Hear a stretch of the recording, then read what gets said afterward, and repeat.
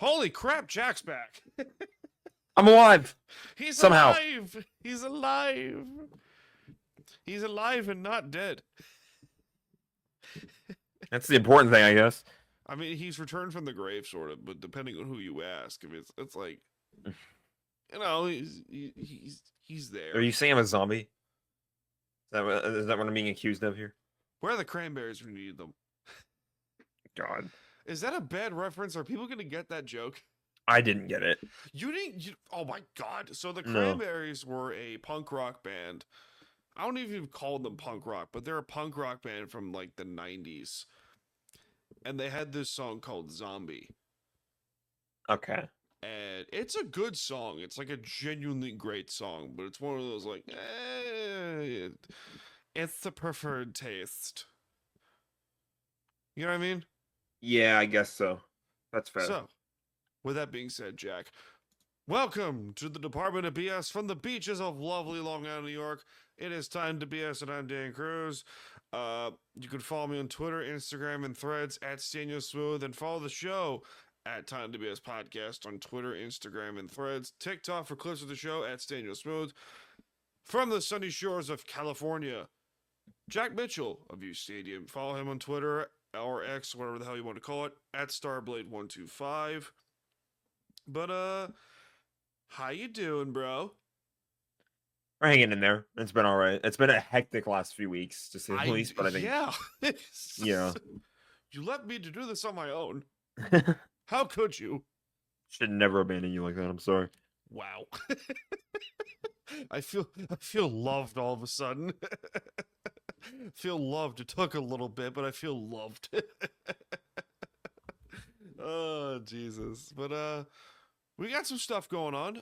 We're gonna try and do this new little thing. But that's like towards the, it's a second recording, which you'll get a couple days later after this goes out. But we do have some money in the bank to discuss. We have a couple we have an NXT debut. Couple nasty situations that have gone on. Basketball, we got some football talk. But also it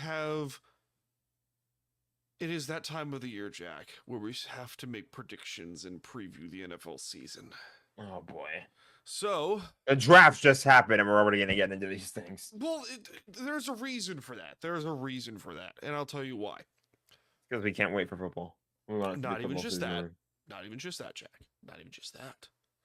So every year, dating back to the inception of this program, we have done an NFL preview series.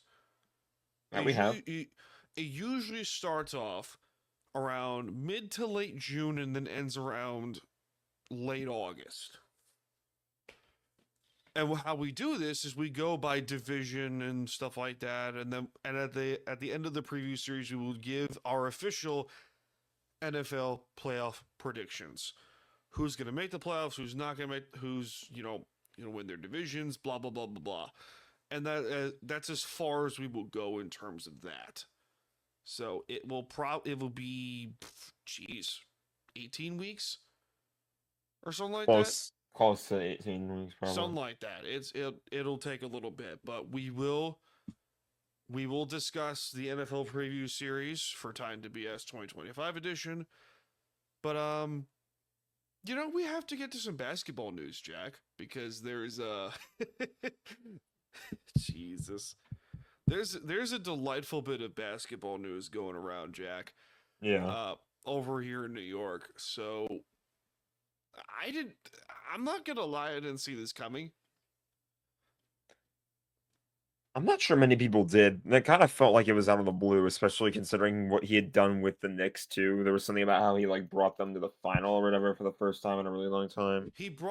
So Tom Thibodeau was fired after 5 years, 4 playoff appearances, and a berth to the Eastern Conference Finals for the first time in 25 years. That was it. That's what I was thinking about. So for the first time in 25 years, the New York Knicks were in the Eastern Conference Finals.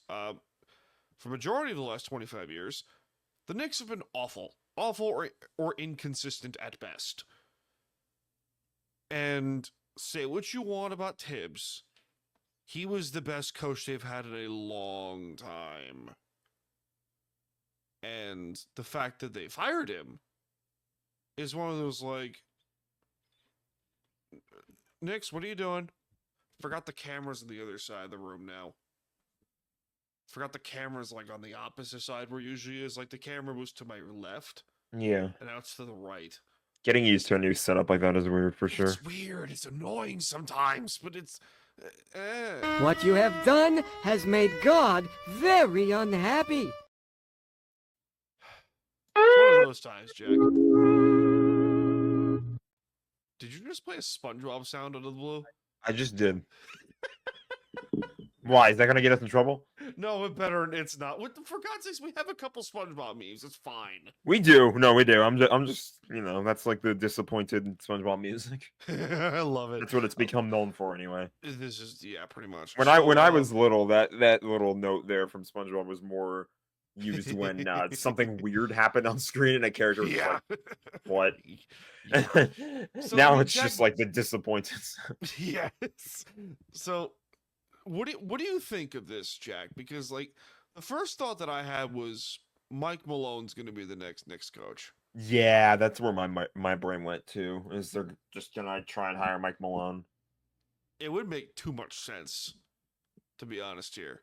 Definitely out of nowhere, but they probably just want to like change something up because at some point soon. I don't know how they did last year. I don't remember off the top of my head. Let me look it up. 3 seed in the East. They had the 3 seed in the Eastern Conference, yeah. They had a really good record, but they were the 3 seed. Beat the defending champion Celtics in 6. And they probably could. Yeah, well, thank God for that. What's up? I said, thank God for that. Thank God for that. No kidding, right? They probably could have beaten the Pacers, but Indiana was in a better spot. Indiana just played a lot better. And this comes down to, the defense for the Knicks was not great. It wasn't. And as much as, credit to Thibs and everything for changing the culture around over here in New York, the defense was not really good.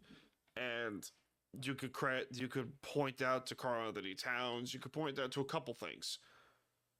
I don't know if Mike Malone's going to fix that if they do decide to bring Malone in. But the Knicks are right there.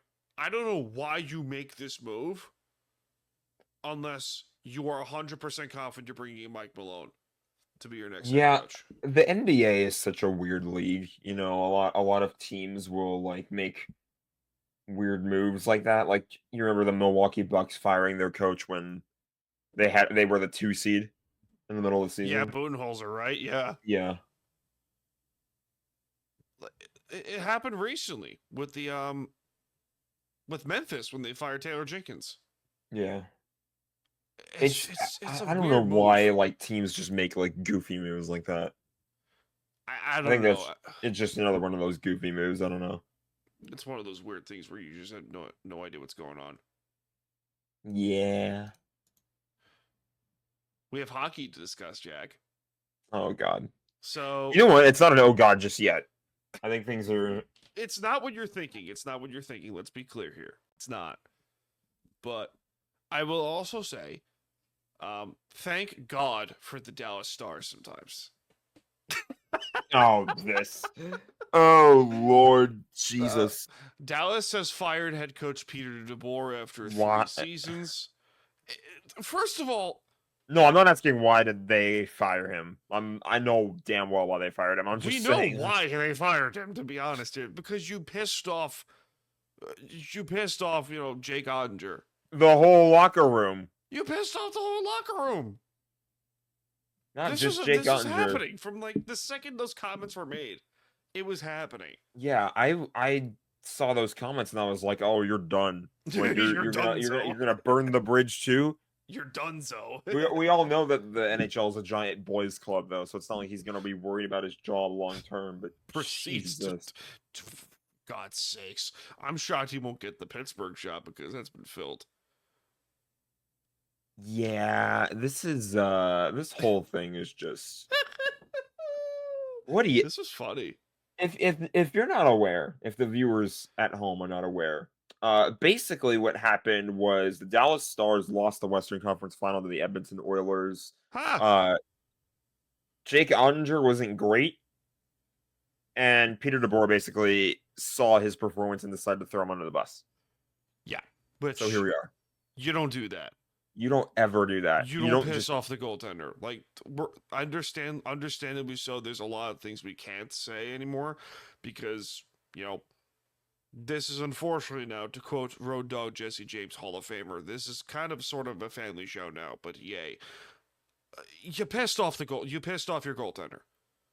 Don't make your goaltender mad. That's hockey 101. Don't ever make your goaltender mad. And he lost the locker room doing it all too. Like a lot of the players were basically like not too pleased with those comments that he made. No kidding. And it's like I don't blame him. No, you can't. You can't blame him. How could you? You said some like heinous comments about Jake Ottinger's performance, which he wasn't great in the Western Conference Finals, but regardless, you don't throw your goaltender blatantly under the bus in public to the media in Dallas. Like, you don't do that. One more question before, we move on from the hockey discussion. Jason Robertson, star forward for Dallas, has been rumored to be on the trade block. So, could Dallas, unrealistically or realistically, depending on who you ask, trade Jason Robertson? And for what? Because he is going to get paid. He is going to get paid. Unrealistically, I'd like to see him go to the Kings. Realistically, if Ken Holland takes a swing. Good point. I don't know. There are other players that I would rather have in the Kings, but I wouldn't hate Jason Robertson being there. I just don't know, with Dallas having the coaching change and all. I don't know if Robo necessarily wants to say, like, yeah, I want to stay here. I want to keep playing for this team and, like, see how the coaching change works out. Or if maybe he decides, I want to move on. I don't even know if it is his decision, so. I mean, is he a free agent at the end of the year? Or in a year from now? Someone go check, please. Jason Robertson signed. He is a restricted free agent. Really? In 26-27. Really? Huh. So he could realistically get his big boy contract this offseason. Could. I don't see any outs though or anything like that or a buyout, so. Good point. I would love to see the Islanders do it, but I mean, Ken Holland over in Los Angeles has been known to make some I can't speak. Big swings, and sometimes he hits home runs, sometimes he hits foul balls, but I would love that for the Kings, to be honest here. But as an Islander fan, I would love it too. But yeah, well, you'd laugh when I tell you what name I want the Kings to get. Who's that? Mitch Marner. You know what? That wouldn't be a bad idea. I think it would work out, but who the hell knows? We'll find out. Yeah, we'll see. We'll see. Yeah, no kidding, right? Before we get to the worst kept secret in the entire NFL, we do need to unfortunately pay the bills. Let's do that. We must do that. I didn't change the ad page. I didn't change that yet. I gotta do that one day. Do that in the future. But for now, let's just pay the bills. This show ain't free. So time for some ads.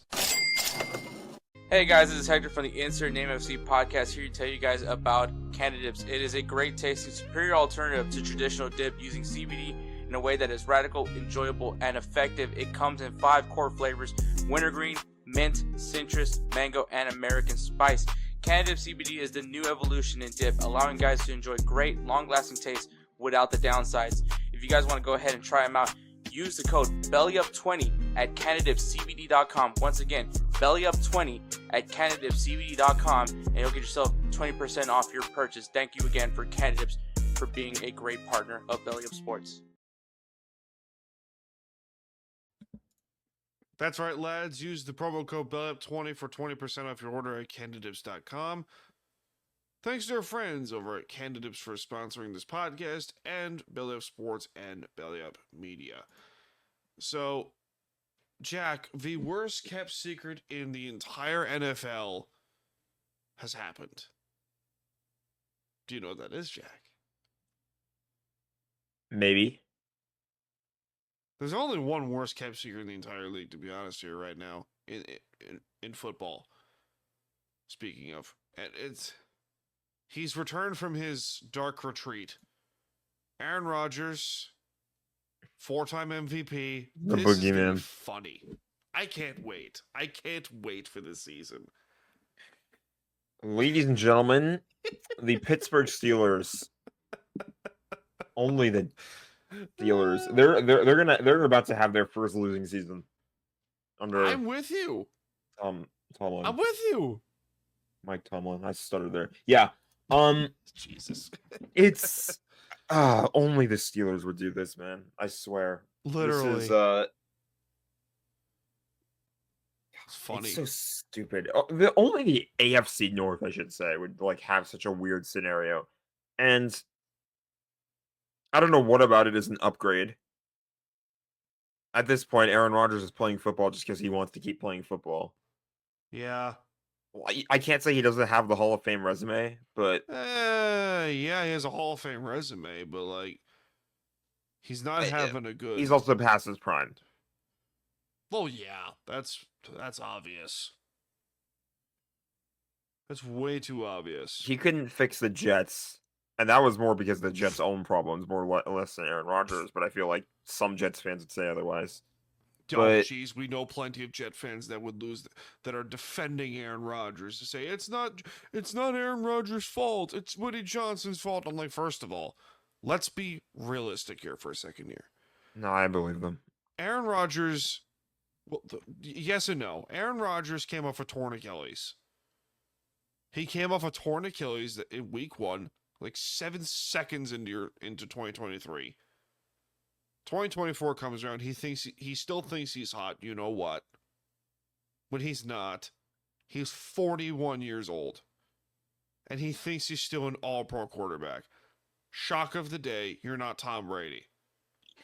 It's not even just that though. Like I will say, it is pretty crappy business by the Jets to like make him pay to fly all the way down to California or wherever, and be like they ask him, "Do you want to keep playing football? Like, are you interested in playing football still?" And he said yes. And then they said, "Okay, well, we're gonna move in another direction," which See, in and of itself is really crappy of the Jets. But then they also, it's the fact that they like. And this was his complaint too. Like they flew him all the way out, or they made him fly all the way out. He paid for the flight. The Jets did not pay for the flight, and he basically he could got afford into it with like not even ownership, but like Aaron Glenn too, the head coach. Yeah. And then he said it was and I kind of agree. Honestly, he said it was something that they could have just told him over the phone. They could have just had that conversation over the phone instead of making him fly all the way out there. And then, like, just to shut him down. Like, okay, you want to keep playing football? All right, well, we're going to go another direction. That part I'm with you with. Like, what are the Jets doing, dude? It was a crap situation. I get it. But at the same tier of point, like, they had to move on to a different direction. Now, back to Pittsburgh. I'm just saying they this could have whole handled it thing better. is hysterical. Because you traded George Pickens away, who is your best receiver, to Dallas, by the way. DK Metcalf is not. Say what you want.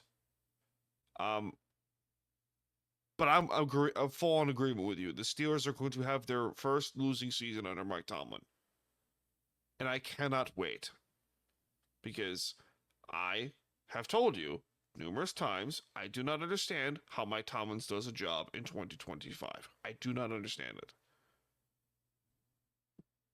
You know, it's crazy. Yeah, it's, we've talked about it before. We've seen things like, Jared Mayo will get fired because he gets placed into a bad system. the Patriots have a bad record, Okay. and he gets canned after 1 year. And then you have Tomlin, who hasn't done anything since winning the Super Bowl that 1 year. I mean, he's been to another Super Bowl, but regardless, it's like what are we doing here? What are we doing? He's got one playoff win. Two playoff wins since 2017. Well, 2016, excuse me. He has not won a playoff game since 2016. Yeah. Think about that for a second here. Mike Tomlin, with all that talent, has not won a playoff game since 2016 when they went to the AFC Championship game, where they effectively got destroyed by the Patriots again. The following year, lost to Jacksonville in a shootout. Okay, like, what are we doing here? Do you, like, if you're Pittsburgh, do you honestly think that Aaron Rodgers is the solution to your problem? Do you honestly believe that? If not, then it's like pick your poison. You either have Aaron Rodgers or Mason Rudolph as your starter. Pick your poison. Pick your freaking poison. It's stupid. But let's also be thankful, Jack. We don't run these teams. No. There's a Thank reason why God. there's a reason why we're the ones who are just yapping on social media and everything like that. We're while there behind are the actual microphone people for a who have the reason. jobs. Yeah. Let's be real here. Can you imagine if we ran football teams or baseball teams or hockey? The stress would Oh kill. my lord. It'd be horrible. I You guys jerk think being a myself to sleep. fan is bad? I think that's something we have to remember too, is that there's a human aspect to it. At the end of the day, these are people just trying to do their jobs, and it's like they feel human emotions, they feel stress, as much as we cuss them out all the time when we're watching games and things like that. They're just people. I have a funny story to tell you. Oh So my God. there's on Twitter, which one of the number one rules of social media is to stay out of the comments. Stay out of the comments, Agree. which is hard to do. But it's a commonly broken rule amongst social media to stay out of the comments. So the IWC, which I've destroyed numerous times on this program, and on Oh boy, social do I media. have words about that. We'll get to that later. But I basically responded with, "So go run the show. Go book the show.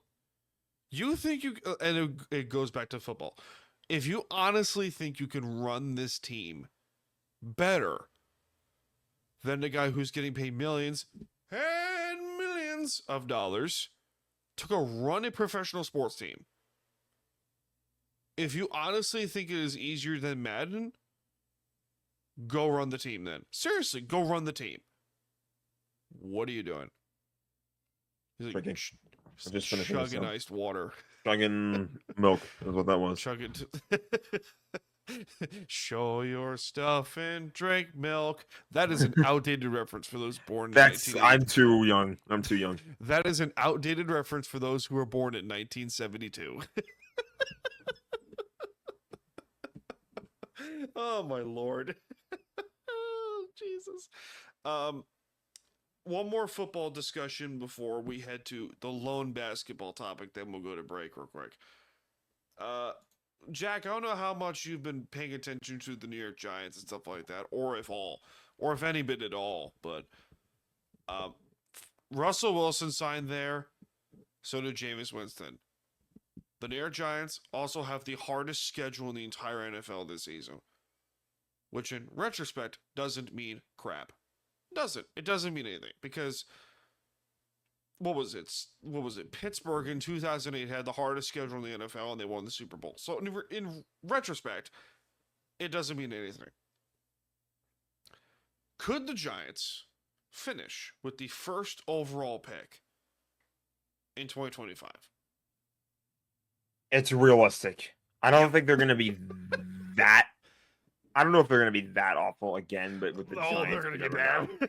They're going to be bad. I say that knowing that it's the New York Giants, so they could obviously completely blow me away and like go 0-17, and it would be that bad.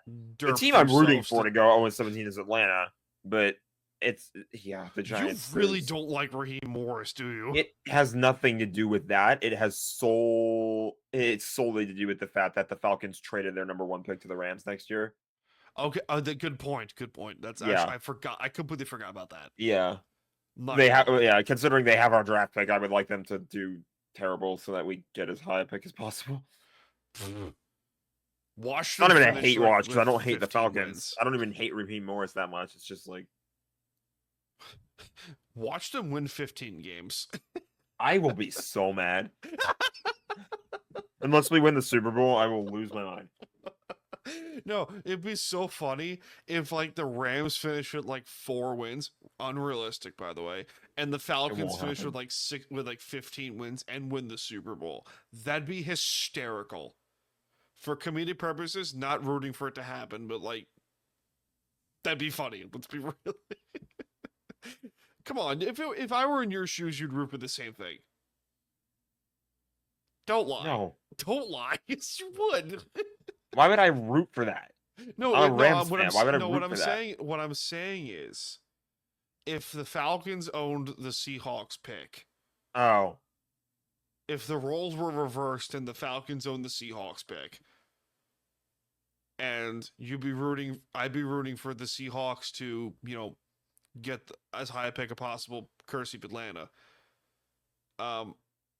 You'd root for the opposite to happen too, like the Falcons, like win 15 games and the Seahawks win like 4. In that case, yeah, I would See my point? Sorry. But back to the Giants, because we do this, we get off track. Like clockwork, people. Like clockwork.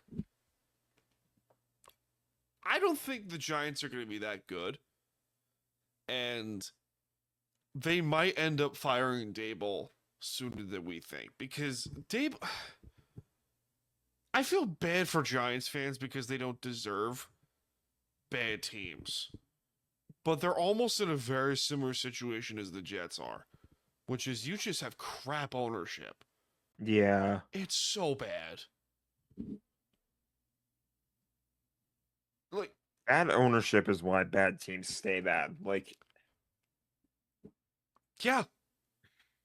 Look at the Angels. The Angels have consistently had bad ownership in the entire of their franchise history. With the exception of one title win. Right? They won a single World Series, and that was 2005, right? mm-hmm. Okay, got it. And for the majority of the time, Maybe it was 2004. I don't know. I can't remember. I've lost track. But regardless, They have a World Series. They have a single World Series.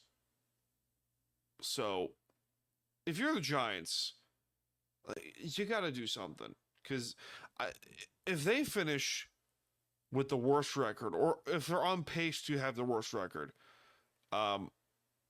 Joe Shane and Brian Dable need to be let go.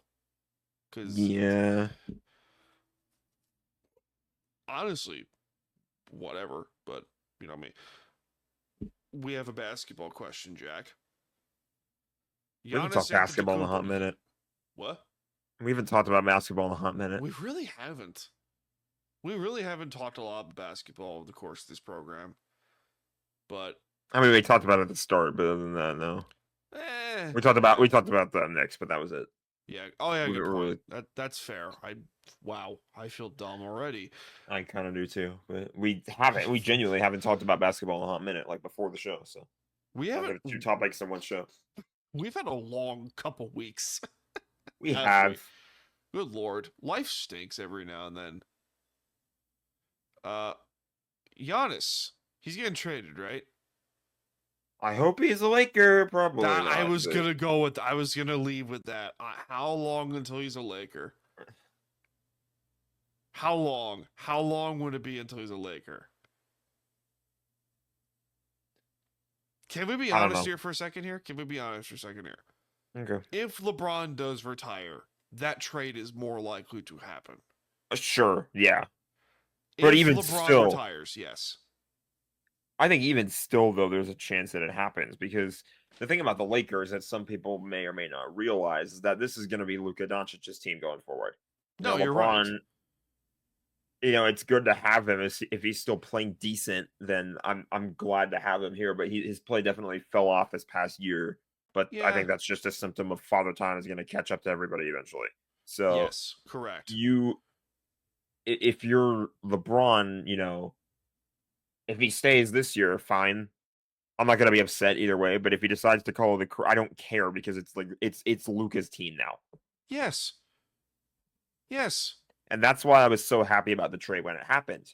Yes. Because it's like it's not just for this season. If they win this season, great. If they don't, we're not trying to win this season. We're trying to make our team a long-term, like the future of the NBA. Yeah, which is why It's like when Seth Rollins went to Paul Heyman. Okay. Or Paul Heyman went to Seth Rollins, but you get the idea. I get Seth with the Paul, but I get it. But Yeah, regardless, it's about the future. So if or when LeBron does retire, this trade is going to happen. Now, when is the question? If it happens this offseason, that's a fantastic idea. you will never hear the end of it from me. No, I won't. I will not hear the end of it from you for the next 6 months. I won't. And I'm prepared for this. Because if there's one thing that Jack is more insufferable as a Rams fan, it's an insufferable Lakers fan. But you know what? It's hilarious. I'm just insufferable. You That's know how it what? is. You're not insufferable in real life. You're insufferable on Twitter. Twitter makes me insufferable. This When- is my point. Yeah, I know that I'm insufferable on Twitter too. I'm not going to fight you on that either. No, you're not going to fight me. As unfortunately speaking, I am correct. I hate being right. Sometimes I hate being right too. Jesus, no, let's be honest here. Like, I really don't enjoy being right. I don't. I enjoy being wrong more than I do being right. This camera angle's fantastic. I'm going to invest in a green screen. I'm not You I'm need a not green kidding. screen. You need like a legit green screen. Oh, I don't want to, but I have to. Crap. There's one for $30 on Amazon, though. It's not a bad price. It's really not that bad. Really not. I don't mind it. When is it going to get here? It's a question here. Thursday. Crap! Alright, fine. Do it down the road. We do have to pay the bills once again. So, Let's do that. with that being said, be right back. Because this show ain't free. This show ain't free! So time for some ads. Adventure doesn't wait, so why should you? Meet the Commodore, our homage watch to the classic GMT watch, engineered for explorers who never stay in one place. Crafted with Swiss precision, 20 ATM water resistance, and a scratch-resistant sapphire crystal, it's built to thrive on every journey, whether by land, sea, or air. Durable, dependable, and designed to fit, the Commodore is ready for every horizon. Thanks to our friends over. Forgot that was going on. Jack, question. Do you know what time it is? It's ring time. It is ring time.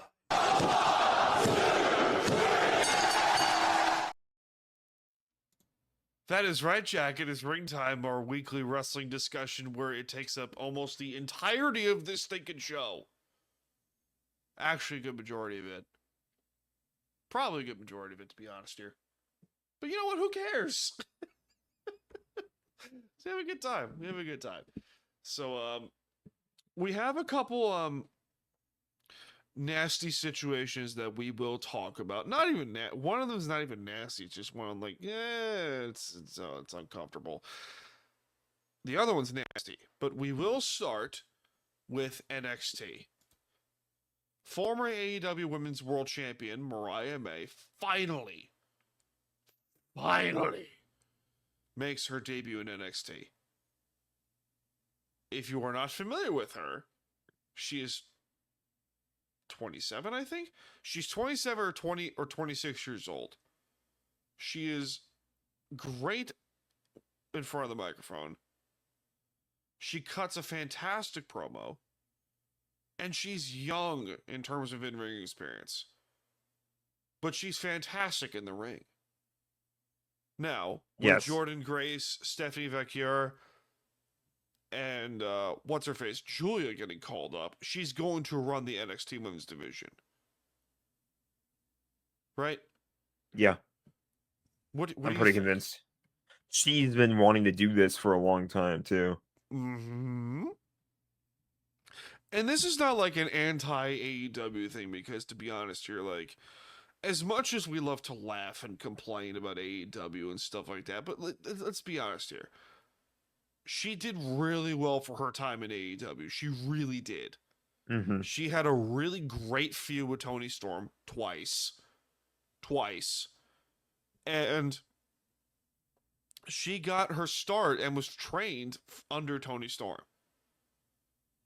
She's fantastic. She's going to thrive in this company. Now, we will also point out that she will be getting a name change. Yeah, I think Which, could happen tonight on NXT, honestly. She tweeted, too, like, we should watch NXT tonight, so. good point. Oh, yeah, NXT's on in like 2 hours. Yeah. Sweet. That's fantastic. I forgot about that part. So, I'm pumped from multiple reasons. But the fact that she wanted to come here. I'm pretty sure a lot of talent that, you know, ended up signing with WWE. It's like, let's be honest here. When you think of, you know, top tier wrestling, when you think of wrestling, most of the time you think of WWE, right? Correct. That's just the reality of it all. Correct. Everyone else is little brother. TNA is slowly getting up there to be second fiddle to the whole thing.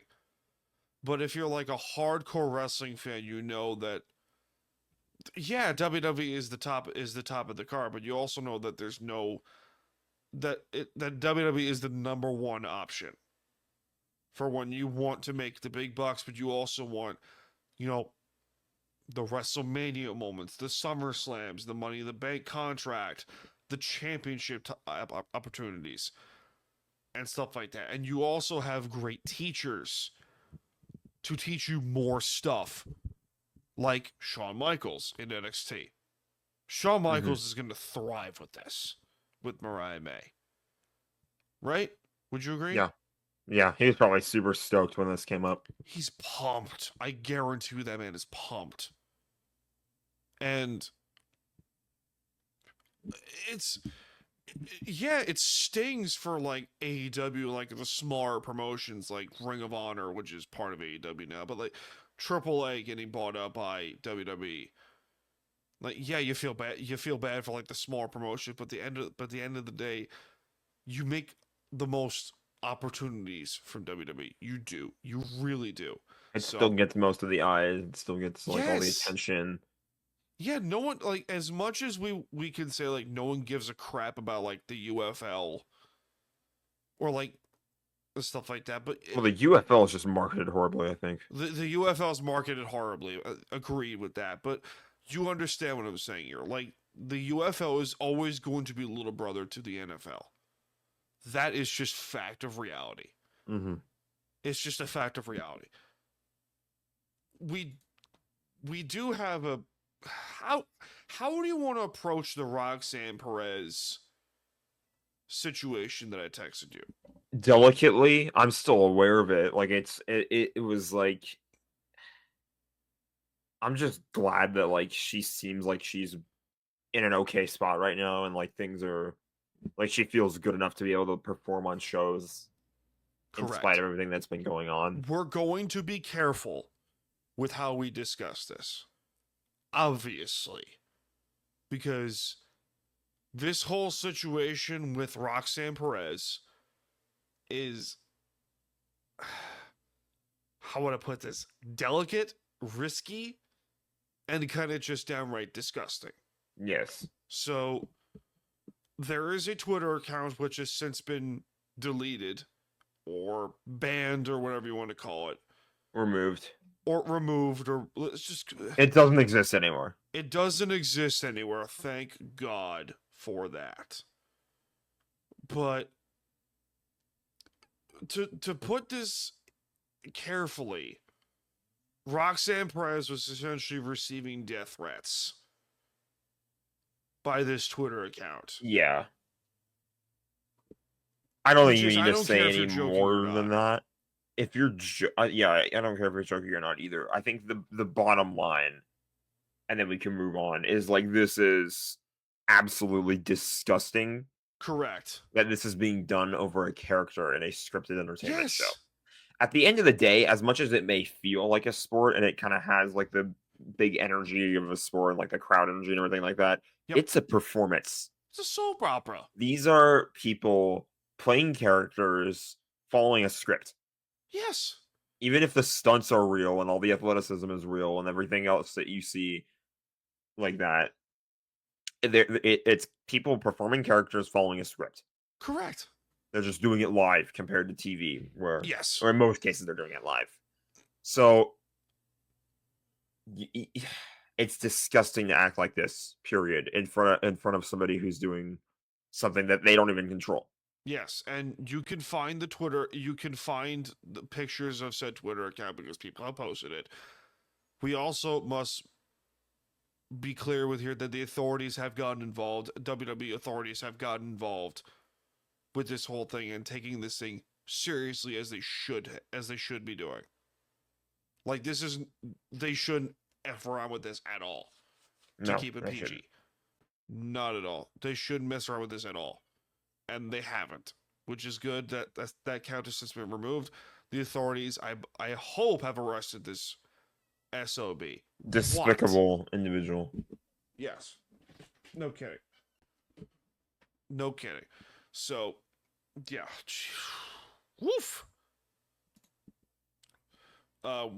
There has also been some more backlash going on with a certain wrestler who has since been brought back. We will discuss that down the road. R-Truth was, how you would put this? His contract wasn't removed, but he says he was released. The backlash was, wow. I think this goes to show, this should hopefully be a pretty brutal lesson for TKO, that like you can't just fuck around with somebody and make like a mathematical decision. Like that's what it sounds like the release was. Which is, there's listen. value if they don't realize it. Like there's value in like the way somebody acts, Correct. backstage, and it is like, as a human being within the company, like not even just performing, but like when it's when the cameras are off, like there are the ways people act and stuff like that. Yes. And R-Truth was somebody who everybody loved. Yes. Nobody wanted this Yes. to happen. Yeah. There's a reason why all the backlash came in, not just from fans, but from employees. A lot of people were completely stunned that this went over the way it did. Which you could tell that this was not a Triple H decision. It was not.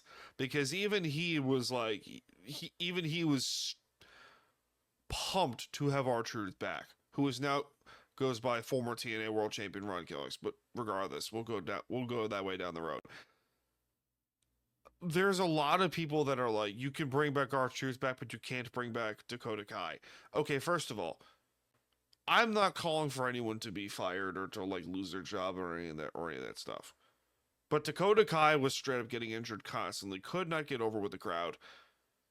And to be perfectly fair, she's been in multiple title pictures across the tag titles and, the women's US title, and has done nothing to get over.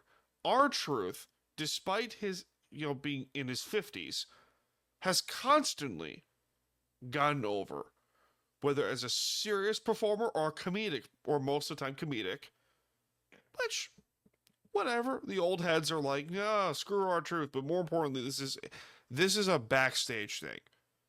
You pissed off people backstage. You did, with this decision, and look, I'm happy Truth is back. I'm pumped for his new character arc as Ron Killings. Pumped for that. Because I watched old school TNA. I love Ron Killings. Love that character. So I'm pumped to see where this is going to go. I think the one thing that people need to know too is that while it is awesome that he is back in business in WWE, it's not going to be for too much longer. I think No. that's the reason why he is. Well, I don't think I know that that's the reason why he's going back to being called Ron Killings is because he wants to. He wants to raise the value of that ring name and that character because when his time is up with WWE, he's going to want to go to other promotions. If he wants to still wrestle there, he can do that under that ring name. Correct. We do have a PLE to discuss, Jack. That we do. We do. We have a PLE to discuss, and we also have Raw to discuss. And oh boy, I can already feel the enrage coming off the screen right here. I can sense it. I sense a grave disturbance in the force. Jack is nodding his head in disgust for those listening. He's nodding his head out of like, please just end me. We'll get to why in a second. Money in the Bank happened from the Intuit Dome in Inglewood, California. Los Angeles. It's basically Los Angeles. Yes. Inglewood, California is Los Angeles. Yes. That is a gorgeous building, and I will also point this out. It is. I'm a Laker fan, but I like that building. That building is beautiful. Yeah. What happened with the crowd? Because it was like an hour into the show, and I'm like, where's the crowd? So here's the deal. This is the one bad thing about the Intuit Dome. There are these lights that are all over the seats. Yeah. Or on the whole arena. You've seen like those big lights that light up all over the place. Yeah. The camera plays really bad tricks on your eyes in that arena. It looks way more empty than it is. Like you have to really look closely to see the people sitting in their seats, for crying out loud. Yes. That arena's lighting is awful because like I like that they're trying to do something to like make the crowd like flashier and look nicer with the seat lighting and everything like that, but it really screws with your brain and your eyesight, and it makes the arena look way emptier than it actually is. It was weird. I was about to text you, be like, where's the crowd? Like, this is a big deal. They're there. You just can't see them, but they are there. They're making noise. They want to impersonate AEW for like 5 minutes.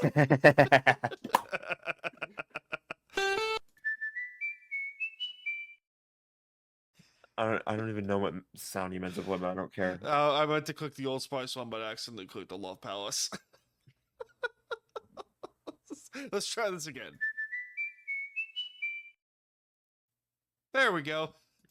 It worked. Second time's a charm, ladies and gentlemen. We do have, what was there, 5 matches going on Money in the Bank? So if you're not familiar with Money in the Bank, let's break this down. Money in the Bank was originally a WrestleMania ladder match, where it's a ladder match and there's like 6 competitors in the ring. The first competitor to climb the ladder and retrieve. There is a briefcase that's hanging over the ring by a chain. It's like hooked to a chain above the ring, and there are ladders everywhere. No DQ. Fantastic. No pin, no submission. The only way you win is by grabbing the ladder, setting up in the ring, climbing to the top, and grabbing the Money in the Bank briefcase. If you do that, you have a whole calendar year to cash in the contract inside. And if you do decide to cash in that contract, you can do so wherever, whenever you want to do it, and you are guaranteed a title opportunity. Yes. Yes, correct. Now, the women's Money in the Bank matches was introduced in 2017, I want to say. But the men's match has been introduced since WrestleMania in 2006. Edge was the first winner, Hall of Famer, won his first world title because of the Money in the Bank contract. So it's a big deal. It is a big deal. Like, your career basically takes liftoff if you win this contract. Yes. Now, because you have the power that's in your hand, and everyone's got eyes on you wondering when you're going to do it. Correct. Now, there's obviously some bad decisions, Jack Swagger, and there's some good decisions, with said contract. CM Punk, Seth Rollins, the first time. Spoiler alert. Dean Ambrose. Like, there's some certain situations where you can point at the finger and go, yeah, this was a great decision for them. Put a rocket booster on their career. So we start with the women's match. The competitors were Stephanie Vaquer, Rhea Ripley, Julia was in there, Roxanne Perez, Naomi.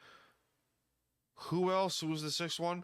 Alexa Bliss. Thank you. Alexa Bliss, yeah. Thank you. A great match. I thought, me personally speaking, I would have given it to Steph, but I do not hate Naomi winning this. I do not. Which means they're going to take this whole storyline with Bianca and Jade further, potentially, depending on who you may ask. I think so, because like I feel like they're hiding something like a little bit secret in that feud, because they've brought up recently how Jade was asked about, you haven't spoken to Bianca since then. What are your thoughts like towards her? Is that okay? And she's not really answering those questions. It almost makes me wonder if there's something else at play here that we don't know about. Ooh, Bianca healed her. Maybe. It's a maybe. But let's refresh. Naomi did win Money in the Bank for the women's side, which is, some people are like, some people are like, oh, and then the others are like, this is good. I think I'm on this fence of, this is good. Let's see where this goes. You know Yeah, what I mean? I think it's a great boost for her like heel turn as well. Like Yes. obviously we've been saying just about every week, like oh yeah, I know she needed to turn heel, she needed this. It'll be a big boost for her character and everything like that, and she's playing the heel role to perfection so far. Now she has the Money in the Bank contract. Her theme is also great. Yes. So this is also the 5th time that Naomi has entered Money in the Bank. First time winning it, so good for her. Yay. We also have an Intercontinental title match that has gone on. This was better than I thought it was going to be. It was, yes. So basically what happened was during a tag team match that opened up the Worlds Collide event, which was fantastic, by the way. I love watching that. Yeah. Awesome. Basically during that match, Dominic Mysterio, who was sitting in the audience, got into a shouting match with Octagon Jr. They yapped at each other a little bit, and then Dominic attacked him after the match was over, and basically said, "I'll see you at Money in the Bank, and I'm going to put the Intercontinental Championship on the line." Ooh, yep. And if you're not familiar with Lucha Libre Wrestling, Octagon Jr. can ball. He can ball. Yeah. They put on a great match. They really did. And everyone that I saw on that Worlds Collide thing was fun. And Dominic are you also? I need to confirm. Are you also aboard the Mr. Iguana train? Is this a trick question, Jack? Is this a trick question? Did it sound like a trick question? Woo! Yeah, baby! That's what I've been waiting for. That's what it's all about. Woo! Does that answer your question? I think so. The hype is real for Mr. Iguana. Oh my god. Listen, I am not a big fan of like comedic jokester wrestling, but like this is one of those things like, I think he serves as a great reminder that like it's supposed to be fun. You know, every now and then you need your characters like that who actually like can wrestle, but it's also like you're supposed to be having fun doing it. So now let's also be real here. There are some promotions that take the whole comedic wrestling thing to a whole other level, and they don't know how to do it. But I don't think that exists with AAA. No. Or with Mr. Iguana. No. AAA like there's some comedy to it, but it's not that level. AAA's been around for like a century, I believe. They've been around for a long time. That number may be incorrect, but they've been around for a long time, and they're like the wrestling promotion in Mexico. So I'm happy for like AAA to get like some exposure here in the States on that grand a scale. And for Octagon Jr., points to you, lad. Points to you. Correct. Everybody did super well. Everybody wins. The Chad Gable Vikingo match was awesome. Oh my god. Vikingo is awesome. I Yes. first got introduced to him in AEW, and I was like, who is this guy? And now he's like, oh, you're the AAA Mega Champion. You're fantastic. I like you a lot. You're cool. We also have another Intercontinental title match that have happened. I am not gonna lie when I tell you this. I do not hate this. And I don't either, especially considering what happened on Raw the night after. Correct. Or not the night after, but yesterday. We'll just say Correct. yesterday because we're recording. As we're recording. So, why do you like this? I let you go first, and then I'll go. Well, I feel like this is the thing that you need to know is that this is like an ongoing feud, or at least it was an ongoing feud, and it's like Lyra won the last time, now Becky wins this time, and it did kind of come out of nowhere, like it was one of those like surprise. You know, they were going for a long time anyway, but then it still was like, well, I hear you. there was like a cheating aspect to it as well, so it's like they're pushing the heel Becky, which fine with me, like it is what it is. So cool. I don't think I hate it, and like obviously, again, you know, spoiler alert. I guess I might as well just say it because Bailey came back on Raw, so now we have that going again. I'm trying to think of a way to tell this joke, but I can't do it. Push Lyra to the moon, please. Yes, that as well. That needs to be brought Push up there. her It's to like the moon, because listen, as much as we like to throw despise to like Charlotte Flair or Mercedes Moné or something like that for like holding onto titles for way too dang long or taking constant title shots all the time. Title opportunities all the time. Charlotte Flair. Mm-hmm. Becky Lynch deserves all of her flowers here. She is doing the right thing at this stage of her career, which is helping elevate the younger talent. And Lyra Valkyria is part of that future.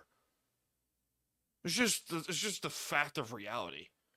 She is. She's great in the ring, and her confidence on the microphone has grown during this feud with Becky Lynch. Grown exponentially. So, if you have been to wrestling school, you will know that cutting a promo is one of the most important things you can do as a professional wrestler. Yep. Arguably the most important thing you can do, other than in-ring ability. Learn to cut a promo, and you will thrive. Correct. Don't believe me? Look at Maxwell Jacob Friedman in AEW. That man has built a career off of cutting promos. A career. You know? That's the thing. That's the wonderful thing about this. So, and I'm happy Bayley's back, and they're kind of mixing in the WrestleMania story in that regard too, which is cool. But Becky being a heel champion, I like this move. We now get to the men's match for the Money in the Bank contract, and oh boy. Whoa.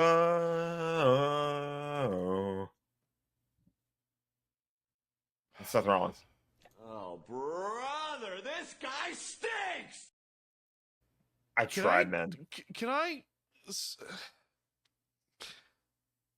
Why does Seth Rollins need this? I understand why.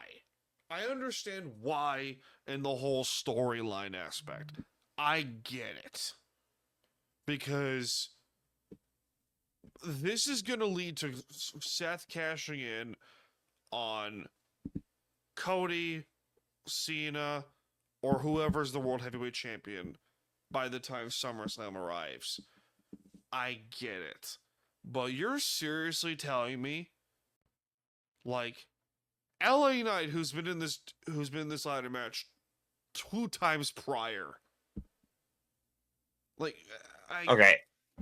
You know, go for I it. agree, but like I also like again, this is gonna bleed into Raw spoilers, but I think they found a way to take LA Knight in a good direction anyway. Yes, I agree with you on that. While I regard, but- agree that he should have won the briefcase, and I was Yes. rooting for him to win the briefcase, to be honest. What they're doing with him now, going after the Rollins faction one by one, is a fantastic move. He needed Yes. a shift in scenery. He needed to be Yes. going after somebody other than the freaking Timu bloodline, which is in pieces right now, as far as we know. Yeah. Listen, I love Solo. I think Solo, out of the 3 Usos, he's the best worker. I like Solo more Speaking than of comedy, guys, speaking of comedy, guys, but like Solo in NXT was way better than he is now. I will die on this hill. And Jacob Fatu basically turning heel or turning face, whatever. He turned on Solo in the ring finally. yes, Yes. So the competitors in this match were Penta, El Grande Americano, who I think that's my favorite comment you've had for him. he's a flavor of coffee. He's a that type wasn't of mine. That coffee. was a joke that I found online, and I've run with it. That is such a great comparison for him. A cup of coffee. Oh, Jesus. Never change, Jack. I've raised you well. So Penta, a cup of coffee. LA Knight. Yeah, Seth Rollins, Solo Sikoa. Who was number 6 again? Jesus. who did you miss? Who did I miss? So we got Rollins. It was Rollins, Penta, Penta. Chad, LA Knight, Solo. Who was number 6? I can't remember. Why am I not? It's not. Google. Give me a second. Google this. Men's Money in the Bank. Oh, Andrade. That's what Andrade. Yeah, Andrade That's why I was. remember. Yeah. He was there. He was A little there. bit He was just there. forgettable in that one, unfortunately, but Andrade still can wrestle. I don't want to spin it. He's there. He's just there at this point. Seth did win. Seth won. At first, I was like, why? Why? And now, since we've gone on this conversation, I've been like, I kind of see where they're going here. But I love the fact that they had Bronson Reed to this faction, though. That fit like a glove. Yes. Fit like a glove. And Braun Breaker in a suit and glasses, Men in Black style, terrifies the living daylights out of me. Terrifies me. Seth, I've laughed about it a few times because Seth Rollins, like, they're intimidating, sure, but it's also like Seth Rollins literally having his personal security again. J&J Security 2015, maybe we bring this back again? Yes. Where he had like 2 hobbits as That's his what I'm security saying. guards. That's literally what I'm saying. He has his personal security enforcers again. Except this did time it they can actually backwards. wrestle. He did it backwards. They're not hobbits, they're giants. Now they're freaking Braun Breaker and Bronson Reed. So much meat.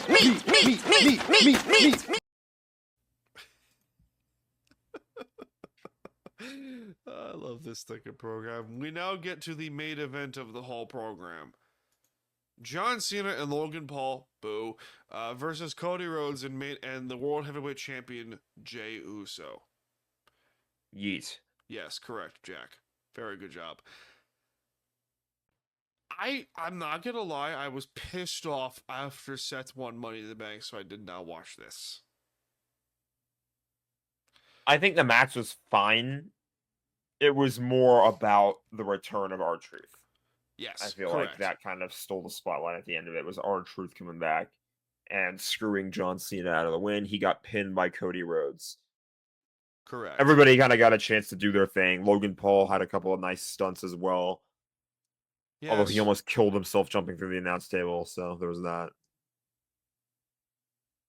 High spots do that. Yeah. High spots. I mean, will do that. he was fine. He was selling, but it looked like it almost died. Sure. But yeah, I'm R-Truth pretty is back. sure he was selling.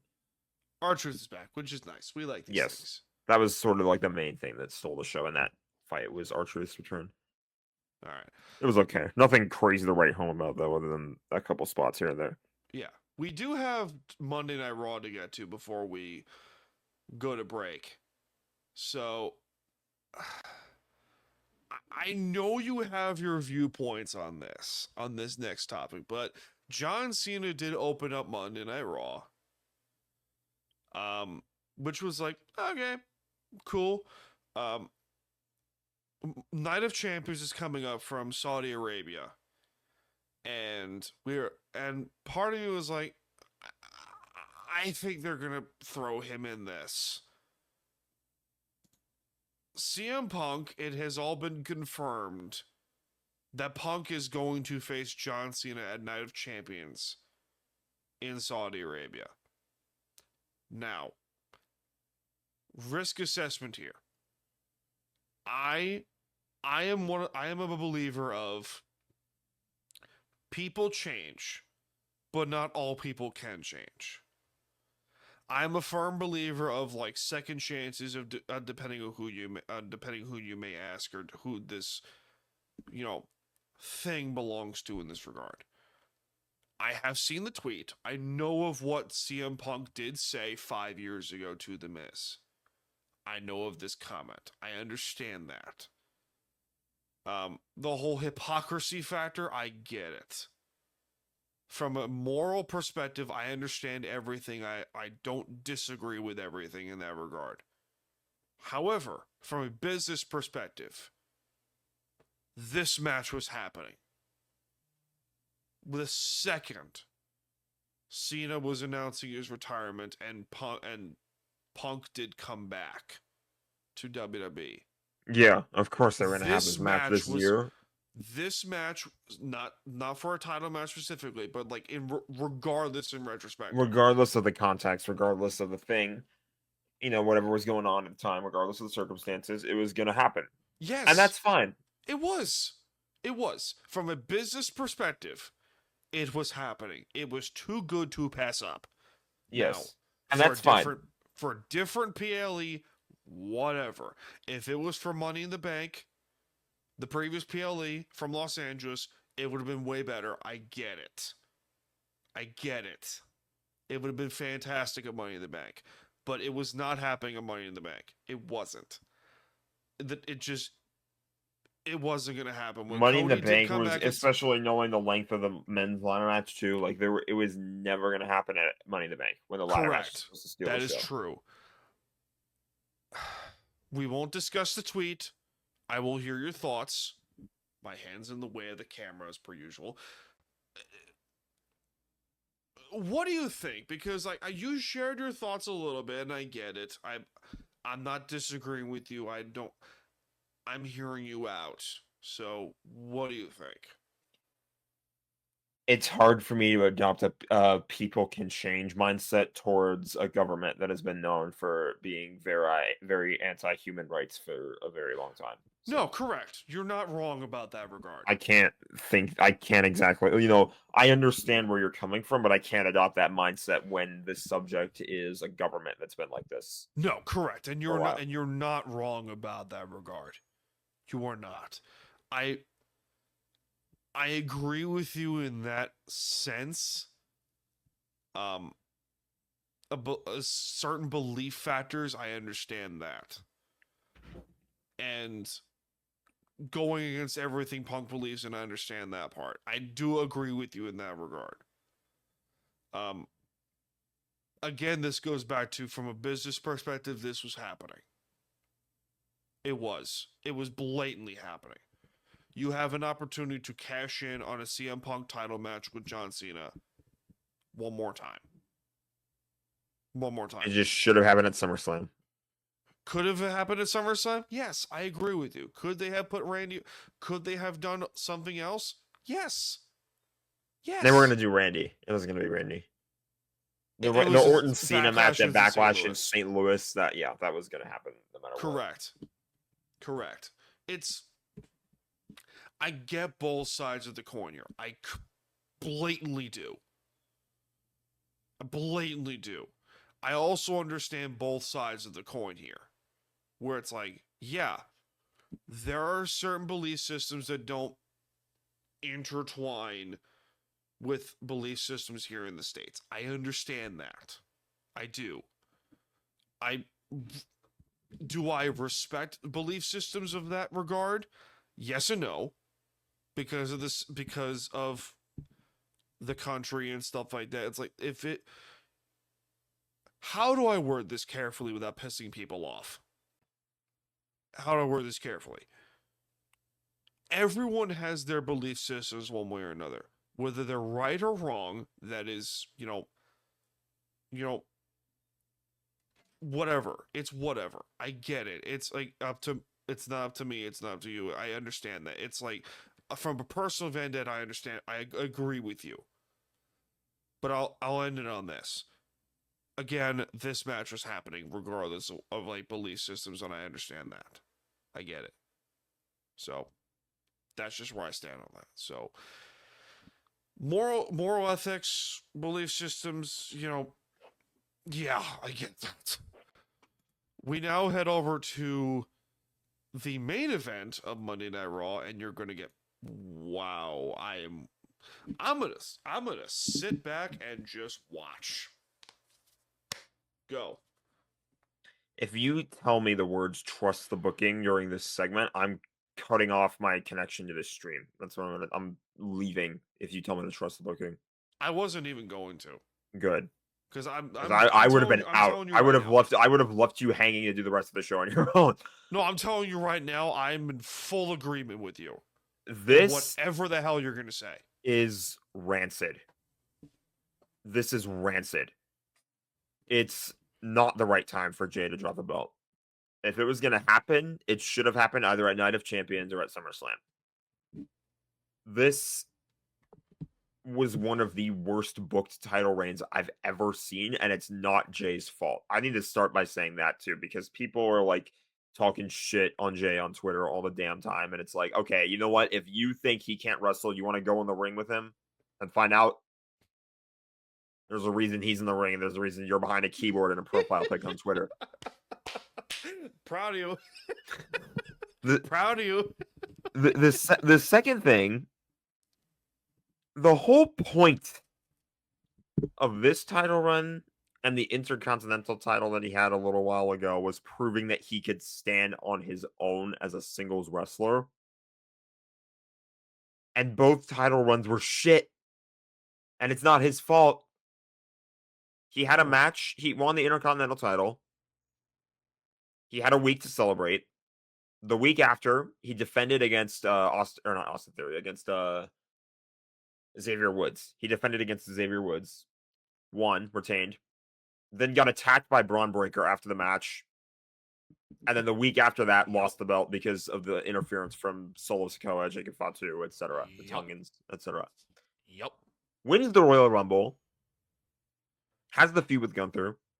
Wins the belt at Mania. Love it. Good match. Yep. Could have been better, sure, but it was a fine match. And then his World Championship reign, his first defense, it comes out of nowhere against Seth Rollins and ends in a no contest. He then has another fight with with Braun Breaker. Ends in a no contest because of Rollins. The first one was a no contest because of Punk and Rollins and everybody. But then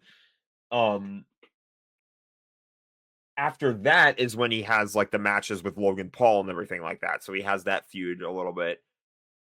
That match also almost ended because of interference. Thankfully, Cody Rhodes came back. Jay beat Logan. And then he had the tag team match. And then he drops the belt to Gunther. That's it? 51 fucking days? Really? The whole point of his run is to like legitimize him as a singles wrestler, and the 2 times you give him the belt last combined under than 100 days. It almost like it completely degrades the Royal Rumble. You cannot say that you have respect for a guy, even if you're tweeting in kayfabe, if you're going to give him short title reigns like this. And like you just said, these recent title changes as well destroy all kinds of momentum. Cody Rhodes. It degrade his Royal Rumble win. Cody Rhodes was the man who finally ended the ridiculous, the 13,000, or not 13, whatever it is, 1316 day reign of Roman Reigns. 1,316. Yes, that's how long it was. Cody Rhodes ended that reign. Yep. And then his title reign ends at the following WrestleMania because of John Cena. And it goes out with a whimper because of a freaking Travis Scott interference. Yep. And that ends up being the tipping point in the match. Yep. And now Jey Uso wins the Royal Rumble, has all this momentum, has a rocket ship on his back, finally gets the belt, and then almost all of his matches end up with a no contest because somebody interferes. Yep. It's a non-finish, I should say. There were Do you certain know what this people who reminds me of, to cut you off? Daniel Bryan won the WWE title twice in, well, 3 times technically, in 2013, 2014. In that year and a half period. Main evented WrestleMania 30, and then dropped the title within a matter of weeks or months or whatever. Because granted, he had to relinquish the title because of injury, but it feels like that. That's a different story. If you're injured and you have to relinquish the title, that's one thing. It's like, okay, nobody can control that. No. It reminds me of that minus the relinquishing the title part. I am agreeing with you 100%. Why drop the title now when you had a rocket ship on his back for 6 months? For 6 months to like 4 years. And I'm not hearing anything. I'm not going to hear anything about the internet discourse, because if you think that all people hate Jey Uso, people love the guy. Listen to every arena, not only during his entrances, but during his match when there's no music playing and like nobody has anything. Like, you know, that's the thing. It's like, oh, people just love to like dance and listen to his music. They love to eat in time of like the music and everything. Go in the ring then. Watch the match. No, shut up. Sorry. I'm shutting up. Watch the match. Listen to the crowd during the match when there's no music playing. They're still cheering for him. If it's not the yeet, it's Uso. It's like, it's going on the whole time. And people, and last night too, were completely stunned when it happened because they didn't expect it to end so soon. Obviously, I didn't think his title reign was going to be long. I didn't think it was going to be that short. And you hear the gasp from the crowd when they realize that he's passed out to the sleeper. It's like, it's too soon. It's too damn soon. Yep. You can't just throw him right back in the tag team title picture when he's had all this momentum as a singles wrestler. I know that's what people want to see, but it's just too damn soon to do this. I'm with you 1,000%. I don't care that they gave it back to Gunther, but it's like, and you just give it back to him when there's no cash in by Rollins either. Granted, it now looks like Rollins might cash in on Cena, but like, it's just too abrupt. It's too soon. That annoyed me too. I'm with you 1,000%. Like, you're not gonna cash in. And it's bad. You're going to have Rollins cash in the Money in the Bank contract on that and have Roman interfere.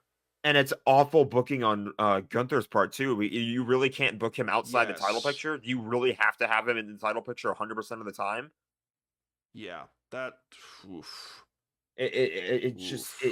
It's terrible booking. I'm with you. I'm not disagreeing with you in this. His entire title run, it was too short, and almost all of it was ruined by awful booking. Correct. Triple H fumbled in this case. I'm not disagreeing with you at all. I cannot disagree with you on that. I'm just so pissed that it was this short. Listen, I'm saying again, I don't disagree. I can't disagree. I'm annoyed with you. I'm absolutely annoyed with you.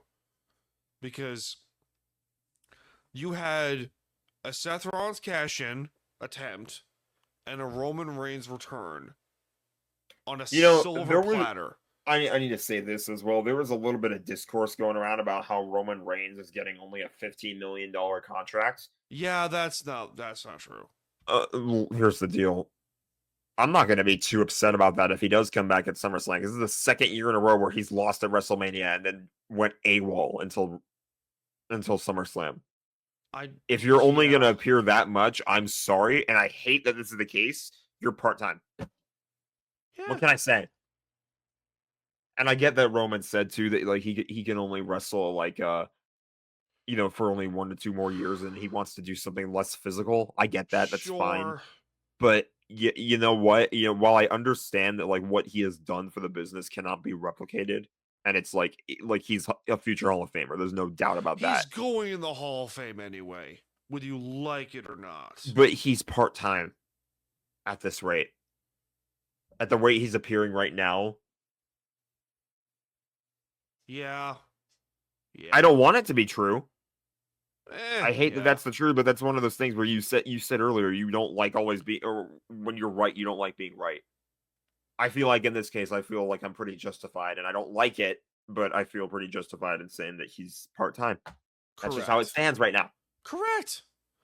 But the whole Jey Uso booking as a singles wrestler, aside from winning the Rumble, aside Most from of it as a whole has been fine. yeah. I just mean like from like the point when he split from the bloodline. From that point on going forward, most of it's been Correct. fine. And I'm glad that he Correct. got a chance to be as over as he did. And I'm glad that he got a chance with the belt, but it was too short. Yes, correct. I'm with you 100%. So, yeah, full in agreement there. So we do need to do one more ad break before we close up shop. So, be right back.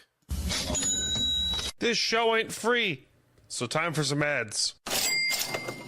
Hey everyone, it's Ryan from No Credentials Required to talk to you about one of our newest partners at Belly Up Sports, SeatGeek. Yeah, live sports is great on television, but the feeling of being at the arena is a priceless experience. That's why our friends at SeatGeek are there to help you find the best tickets at the best prices. Not only can you get tickets to sporting events, but you can also get tickets to concerts, comedy shows, musicals, and more. Search for your desired event now at SeatGeek.com, enter promo code BellyUpSports at checkout, and you save $20 off your first purchase. SeatGeek. Life's an event. We have the tickets. That's right, friends. Use the promo code BellyUpSports in all caps to get $20 off your first purchase at SeatGeek.com or on the SeatGeek app. So, we do need to go over a couple things before we do close up shop. Over the last few years or so doing this show, I can't believe like the first episode of this program was 6 years Oh my ago. God. Was 6 years ago. I can't believe that. Cannot believe that. So, over the course of this show, we have done an NFL preview series. We're going to go over that. So, how this works is we're going to go on a week-by-week basis, review the 8 divisions, and so forth. Those shows are going to take a little while, but that's fine. Yeah, that's gonna take a minute. It's going That's to an take a little 8-week bit. total thing. It's going to be 10 weeks of it's going to be like 9 straight episodes of previews, starting with the AFC South. And then it's going to go forward to, it's going to start with the South divisions, then the East, and the North, and then the West. Because reasons. And then after those 8 divisions are done, we're going to do the playoff seeding or playoff predictions for the NFC and AFC playoffs. And it should be done by, I want to say that before the season starts, before kickoff of week 1 between Philadelphia and Dallas. So that's how we're going to do it. And it'll be fun. It'll be a genuinely good time because we'll honestly get to pick each other's brains. And we'll have a good time. We will genuinely have a good time doing it. And so I do know that we have, a schedule now, unfortunately. And I understand our schedules suck. Our schedules suck. But we will get this done and we'll have a good time. We'll genuinely have a good time doing it. So, are you pumped for football, Jack? I am ready for football. I'm I've been wearing so this ready. Ram shirt a lot lately, just waiting for the day. I'm so pumped for football. So we do have some final thoughts. Any final thoughts, Jack, before we close up shop? Thank God the Oilers are losing the Stanley Cup final. Florida kicked their asses last night. They did. That they did. That they did, Jack. I'm pumped. You know, that's all I got, but yeah, I'm pumped as well. So, ladies and gentlemen, that'll do it for this edition of Time to BS podcast. That's Jack Mitchell coming to you from the sunny state of California of U Stadium. My name is Dan Cruz. I'm coming to you from the beaches of lovely Long Island, New York. And I will see you, and we will see you all in this life, and most certainly the next one. Cheers.